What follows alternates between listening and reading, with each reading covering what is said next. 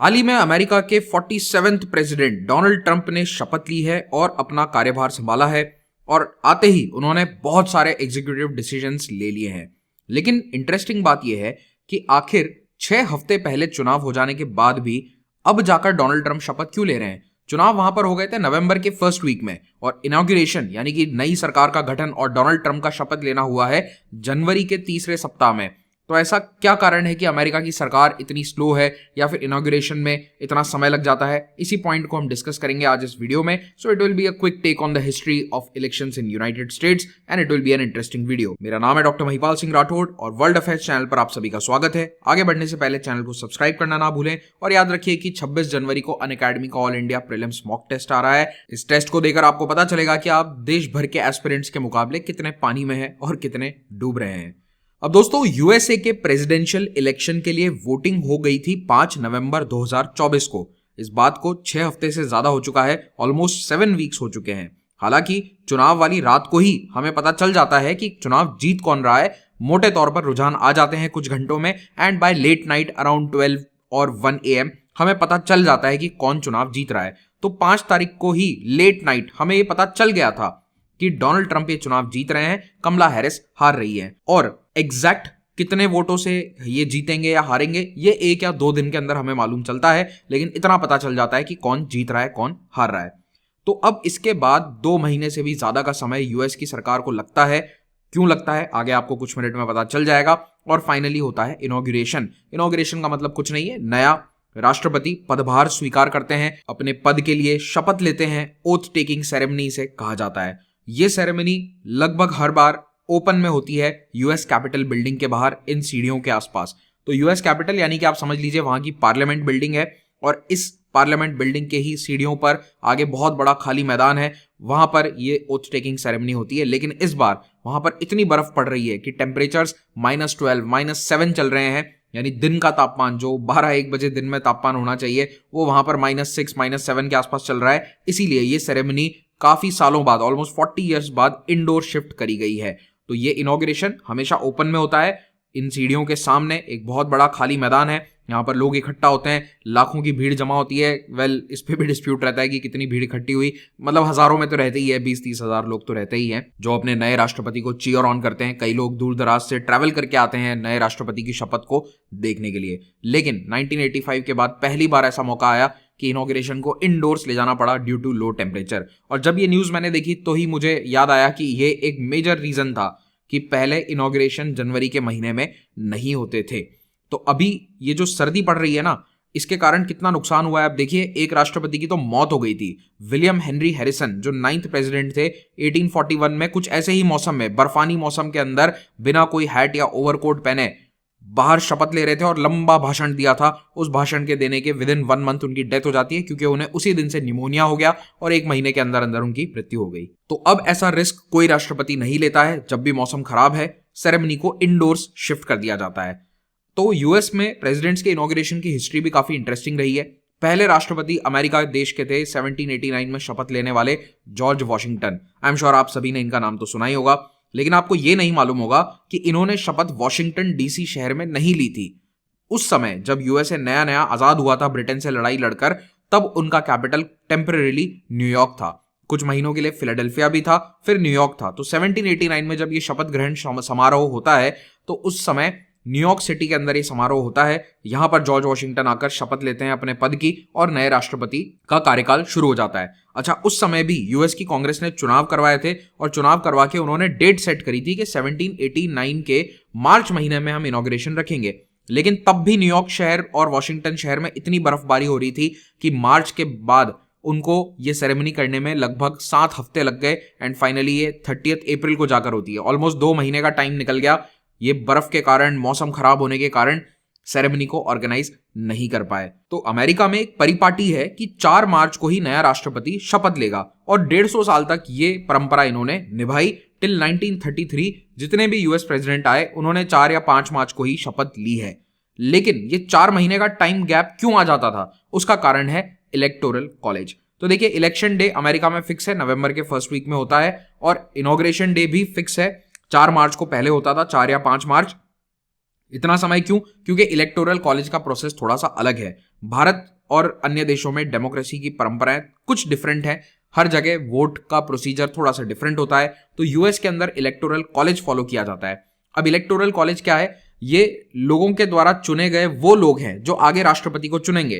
तो America is kind of an indirect democracy. तो समझ लीजिए कि आप हैं जनता और आप डायरेक्टली राष्ट्रपति के लिए वोट नहीं डाल रहे हैं, आप बीच में कुछ और लोगों के लिए वोट डाल रहे हैं जो आगे जाकर राष्ट्रपति को चुनेंगे, और इन सदस्यों को कहा जाता है इलेक्टोरल कॉलेज मेंबर्स या फिर इलेक्टर्स। तो जब 5 नवंबर को अमेरिका के नागरिकों ने वोट डाले तो वो अपने अपने लोकल एरिया के इलेक्टर्स को चुन रहे थे। हाँ, वो इलेक्टर्स जो हैं वो देखिए डेमोक्रेटिक और रिपब्लिकन पार्टी के ही होते हैं, तो उन्हें पहले से पता है कि भैया मैं डेमोक्रेटिक के लिए वोट डाल रहा हूं, तो डेमोक्रेटिक इलेक्टर आगे जाकर डेमोक्रेटिक पार्टी के ही प्रेसिडेंट के लिए वोट डालेगा। लेकिन ये जो प्रक्रिया है इलेक्टोरल कॉलेज के सदस्यों को चुनने की 5 नवंबर को करी जाती है, और फिर ये इलेक्टोरल कॉलेज के सदस्य अपने अपने राज्यों से ट्रैवल करके वॉशिंगटन डीसी जाते थे। तो हमेशा से यही होता आया है। तो अभी भी आप देखें 2024 के चुनाव में क्या होता है, हैरिस और ट्रंप, उनको इतने इतने इलेक्टोरल कॉलेज के वोट्स मिलते हैं। और वहां पर एक और अनोखा सिस्टम है कि मान लीजिए टेक्सास है, उसके 40 इलेक्टर्स हैं, तो अगर वहां पर ट्रंप को मिले 21 और हैरिस को मिले 19, तो ऐसा होगा कि 21 नहीं बल्कि पूरे 40 इलेक्टोरल कॉलेज के वोट्स ट्रंप के गिने जाएंगे। तो विनर टेक्स ऑल वाला फंडा वहां पर काम करता है। अब आप कहोगे कि सर इलेक्टोरल कॉलेज के सदस्यों को ट्रैवल करने में कितना टाइम लगता है? 1 या 2 दिन ही तो लगते हैं, फ्लाइट पकड़ के चले जाओ, ट्रेन से चले जाओ। तो याद रखिए कि अमेरिका एक बहुत बड़ा देश है, भारत से ऑलमोस्ट 3 गुना बड़ा। उदाहरण के तौर पर यहां देखिए कि जॉर्जिया, जो कि अमेरिका के एक स्टेट में से है, उसके कैपिटल अटलांटा से वॉशिंगटन तक अगर आप आज साइकिल चलाकर जाएंगे तो आपको 61 आवर्स लगेंगे। अगर दिन में आप 10 घंटे भी साइकिल चलाएंगे तो 6 दिन की यात्रा है। अब देखिए गूगल मैप आज के समय आपको साइकिलिंग का ही ऑप्शन देता है। मैं साइकिलिंग और घुड़सवारी की स्पीड को बराबर भी मान लूं तो भी मिनिमम जो फास्टेस्ट मोड ऑफ ट्रांसपोर्ट उस समय हुआ करता था घुड़सवारी, उससे मिनिमम आपको 6 दिन तो लग ही जाएंगे। अब आप कहोगे सर कहीं यहाँ वाले तो बोट से बैठकर पहुंच जाएंगे, तो हाँ, यहाँ से बोट से पहुंच सकते हैं, और ऐसा ही करते थे वो यहाँ से यहाँ तक आ जाएंगे कोस्ट तक, फिर यहाँ से एक जहाज पर चढ़ के वॉशिंगटन पहुंच जाएंगे। लेकिन जहाज पे भी तो कुछ दिन लग जाते हैं। तो पहले बड़ा आम था कि 1 से 2 हफ्ते ट्रैवल में लग जाते थे, कई बार 2 हफ्ते, कई बार 3 हफ्ते भी, क्योंकि याद रखिए नवंबर दिसंबर सर्दी का समय है, कई बार मौसम खराब भी हो जाता है। तो ये यात्राएं 1 to 3 वीक्स इजीली ले लेती थी। इसीलिए अमेरिका की जो इनिशियल कॉलोनीज थी, जो जुड़कर यूनाइटेड स्टेट्स बनाती हैं, जो इनके राज्य बने आगे चलकर, जैसे कि Georgia, south Carolina, north Carolina, यहां से 1-2 हफ्ते का ट्रैवल कम से कम वॉशिंगटन डीसी होता था। इनफैक्ट इन्होंने वॉशिंगटन डीसी को सिलेक्ट इसीलिए किया कि ये थोड़ा दक्षिणी राज्यों के नजदीक है, वरना ये न्यूयॉर्क को ही अपना कैपिटल बनाने के मूड में थे शुरुआत में, या फिर फिलाडेल्फिया को, लेकिन ये शहर थोड़े नॉर्थ में आ जाते हैं। एनीवेज, तो होता यह है कि इन सभी राज्यों के जो इलेक्टर्स हैं ये ट्रैवल करके वॉशिंगटन डीसी पहुंचते थे। इनको पहुंचने में थोड़ा समय लगता था, 1 से 3 हफ्ते का समय। फिर ये वहां पर मिलकर बैठक करते थे और उस बैठक में ये इलेक्शन सर्टिफाई किया जाता था। एंड कांग्रेस फाइनली जनवरी में जाकर अपनी मीटिंग करके इस वोट काउंट को सर्टिफाई करती है। तो पहले इलेक्टोरल कॉलेज की मीटिंग होती है, दिसंबर में वो कॉलेज वाले जो इलेक्टर्स हैं अपना वोट डालते हैं कि ये राष्ट्रपति चुना जाए, फिर उस वोट को सर्टिफाई किया जाता है, एक और उस पर मोहर लगाई जाती है कांग्रेस के द्वारा, और ये होता है जनवरी के पहले हफ्ते में। तो ये पूरा प्रोसेस काफी समय लिया करता था। और तीसरा कारण आप ये कह सकते हैं कि जो नया राष्ट्रपति आता है उसे कुछ समय चाहिए अपने नए रोल में जाने के लिए, कि कैबिनेट के सदस्य कौन होंगे, कौन मंत्री बनेगा, कौन क्या डिपार्टमेंट संभालेगा।